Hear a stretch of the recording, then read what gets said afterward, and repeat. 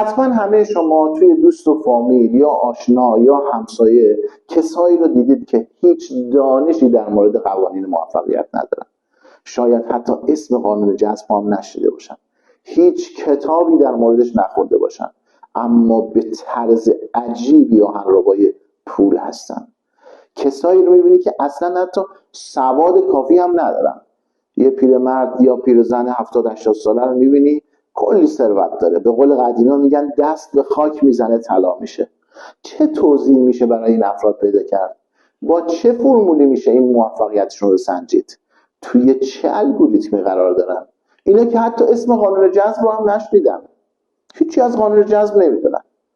برعکس کسایی رو هم من میبینم که 1000 تا کتاب، 1000 تا مقاله راجع به قانون جذب خوندن، 1000 تا پست اینستاگرامی رو دیدن، لایک کردن، ترفنداش رو دیدن، ترفندهای مهمی که توی 1 دقیقه پولدار شد، تو 5 دقیقه پولدار شد، همه این آموزش رو دیدن، خیلی هم خوب صحبت میکنن، اما هنوزم 8شون گروه 9شونه. یعنی نمیتونن اصلا چیزی بخوان، نمیتونن هدف بذارن، خیلی ضعف زیادی دارن. این دسته افراد که تعدادشون هم کم نیست، چطور میشه اینها رو توضیح داد؟ اینها چه اتفاقی براشون میافته؟ بزرگترین دلیلی که این اتفاق شاید برای بعضی از افراد بیفته فقط تو چند تا کلمه است: باور، انتخاب و تلاش. افرادی که میتونن راحت به موفقیت برسن، راحت به ثروت برسن، در واقع در مدار ثروت قرار دارن، باورهای ثروتمند دارن، برای ثروتمند شدن تلاش میکنن. این باورها در ناخودآگاهشون نهادینه شده.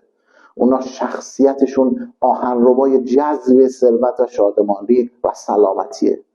اما افرادی که علیرغم همه مطالعه ها، همه آموزش ها در مورد جذب نمیتونن به ثروت برسن، چه اتفاقی براشون میفته؟